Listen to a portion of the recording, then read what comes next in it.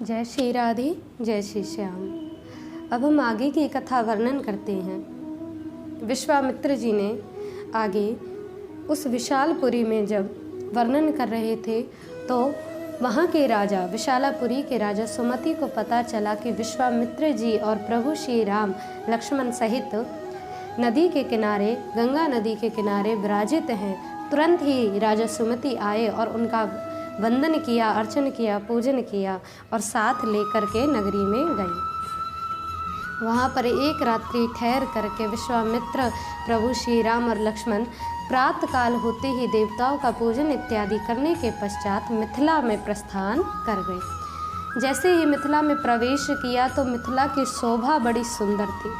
मिथिलापुरी की शोभा को देख करके अब देखा कि मिथिला के उपवन में एक आश्रम है और वो आश्रम देखने में तो मानो आश्रम प्रतीत हो रहा है, लेकिन ना कोई ऋषि है, ना कोई दिव्य स्वरूप है। उस आश्रम की शोभा शोभाहीन हुई पड़ी है। ये देख करके प्रभु श्री राम ने पूछा कि प्रभु, ये उपवन में मानो आश्रम प्रतीत होता है, लेकिन यहाँ कोई ऋषि तो दृष्टिगोचर नहीं होता। तो विश्वामित्र जी कहने लगे कि ये आश्रम प्रतीत नहीं रघुनंदन, ये आश्रम ही है और बड़ा ही दिव्य आश्रम है, क्योंकि यहाँ पर स्वयं दिव्य ऋषि गौतम उन्होंने तपस्या करी है। तो विश्वामित्र जी की बातें सुनकर रघुनंदन ने कहा, प्रभु आप ये कथा वर्णन करिए कि जब गौतम ऋषि ने यहाँ पर तपस्या करी तो वो यहाँ से कहाँ चले गए, और ये पत्थर की जो मूर्तिमान स्वरूप है ये कौन है। तो ये बात सुन करके विश्वामित्र जी बोले कि मैं तुम्हें कथा वर्णन करता हूँ कि महर्षि गौतम और उनकी पत्नी अहिल्या यहाँ दिव्य भाव से रहा करते, दिव्य प्रभु का ध्यान किया करते, पूजन पाठ संतत्व वृत्ति का जीवन वो जिया करते थे। जब उस जीवन को जीते जीते एक दिन अहिल्या की सुंदरता को देख करके इंद्रदेव का मन अहिल्या पर आ गया। उन्होंने कई बार प्रयत्न किया कि मैं अहिल्या के समीप जा सकूं, लेकिन ऋषि का तपबल जान करके वो कभी भी अहिल्या के समीप नहीं जा सके। तो मन में विचार किया कि क्या किया जाए। एक दिन ऋषि प्रातः होते ही जब समीधा लेने के लिए आगे आश्रम से आगे की ओर वन में चले गए तो उसी समय ऋषि का रूप धारण कर इंद्रदेव आश्रम में प्रवेश कर गए और अहिल्या के सामने जाकर के खड़े होकर कहने लगे कि देवी, कि रति के सुख की इच्छा रखने वाले को ऋतुकाल की इंतज़ार की आवश्यकता नहीं है। तुम मेरी पत्नी हो और मुझे संतुष्ट करो।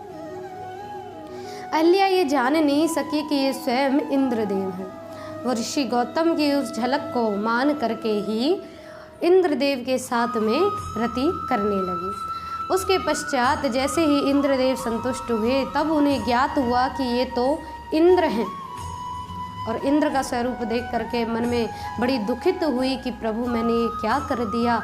मन में बड़ी उदास हुई, लेकिन अब विचार करने लगी कि यदि मेरे स्वामी यहाँ आ जाएंगे तो वो इंद्र और मुझे दोनों को ही परित्याग कर श्रापित कर देंगे। ये विचार कर इंद्र वहाँ से जाने ही लगा था कि उसी समय गौतम ऋषि तुरंत ही आश्रम में प्रवेश किए और आश्रम में प्रवेश कर उनकी दृष्टि इंद्र पर पड़ी। इंद्र को अपने रूप में देख करके कहने लगे कि अरे इंद्र, तूने कितना बड़ा छल किया है। अपनी दिव्य दृष्टि से उन्होंने देख लिया कि इंद्र ने क्या क्या किया है। तो इंद्र को श्राप दिया कि जाओ इंद्र, तुम्हें 1000 भग निकल जाएं। इंद्र ने जब प्रार्थना करी कि प्रभु मुझ पर कृपा करें, ऐसा श्राप मुझे ना दें, तो यहाँ पर 2 कथाएं वर्णन आती हैं। पुराणों में ऐसा भी वर्णन है कि इंद्रदेव को गौतम ऋषि ने 1000 भग निकल जाने का श्राप दिया था। वही प्रार्थना करने के पश्चात गौतम ऋषि ने उन्हीं 1000 भगों को सहस्त्र आँखें यानी 1000 आँखों के रूप में परिणित कर दिया। तभी से सहस्त्र नेत्रधारी इंद्रदेव को संबोधित किया जाता है। और दूसरा जो वाल्मीकि रामायण में वर्णन किया गया है वो यही है कि इंद्रदेव को गौतम ऋषि से जब श्राप मिला तो गौतम ऋषि ने कहा कि हे इंद्र, तुम विफलहीन हो जाओ, यानी तुम अंडकोश रहित हो जाओ। तो तुरंत ही अंडकोश पृथ्वी पर इंद्रदेव के गिर गए। अब इंद्रदेव शक्तिहीन होकर के वहाँ से चले गए। तो अहिल्या को अब गौतम मुनि श्राप देने लगे, कहने लगे कि अरे दुष्टाचारिणी, तूने कैसा आचरण किया है, पति के समीप ना आकर के तू इंद्र के समीप गई है, इसीलिए मैं तुझे श्राप देता हूँ कि जा इस निर्जन वन में तू पत्थर की भांति पड़ी रहेगी। अहिल्या चरणों में गिरी और कहने लगी कि प्रभु मुझे क्षमा करें, मुझसे भूल हो गई। क्षमा प्रार्थना करी, विनती करी। तो गौतम ऋषि ने कहा कि जब प्रभु श्री राम आएंगे और उनके चरणों की रज तेरे मस्तक लगेगी, तब जा कर के ही तुझे दिव्य मुक्ति प्राप्त होगी। इस पत्थर की योनि से तुझे मुक्ति प्राप्त होगी, तभी उद्धार होगा।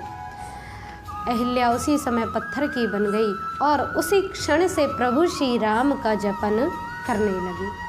अब यहाँ पर जब इंद्रदेव जैसे ही अपनी देवनगरी में पहुँचे तो देवपुरी में जाकर के देवताओं से कहने लगे कि देवताओं, मैंने तुम्हारा कार्य सिद्ध किया है, अपने आप को मैंने कष्टित करके तुम्हारा कार्य सिद्ध किया है। क्योंकि अगर गौतम मुनि तपस्या में पूर्णत्व हो जाते तो वो आज इंद्रासन पर विराजित हो जाते, इसीलिए मैंने उनकी तपस्या भंग करी है, उन्हें क्रोध दिलाया है और मैंने उनसे श्राप प्राप्त कर लिया है। अब मैं अंडकोश रहित हूँ, अब कुछ ऐसा करो कि जिससे मुझे दोबारा से मेरी शक्ति प्राप्त हो। तो पितृ आदि देवताओं ने आकर के, अश्विनी कुमारों ने आकर के इंद्र के लिए भेड़ों के अंडकोश ला कर के उन्हें लगा दिए। तब से इंद्र की पूजा में और पितरों की पूजा में ये माना गया था कि पितरों को ये वरदान दिया इंद्रदेव ने कि आज से जो भी अंडकोश रहित भेड़े पितरों की पूजा में दान करेगा उसे पूर्णत्व इंद्र का फल प्राप्त होगा, इंद्र यज्ञ का फल प्राप्त होगा। ऐसा इंद्रदेव ने पितरों को वरदान दिया। अब आगे की कथा वर्णन करी कि प्रभु श्री राम को जब विश्वामित्र जी ने कथा श्रवण कराई कि ये तुम्हारी चरण रज चाहती है, तो राम जी ने सबसे पहले तो राम और लक्ष्मण ने जाकर के अहिल्या के चरणों को स्पर्श किया और कहा कि आप तो स्वयं ऋषि पत्नी हैं, गौतम ऋषि की पत्नी हैं, अहिल्या हैं आपका दिव्य स्वरूप हम आपको प्रणाम करते हैं।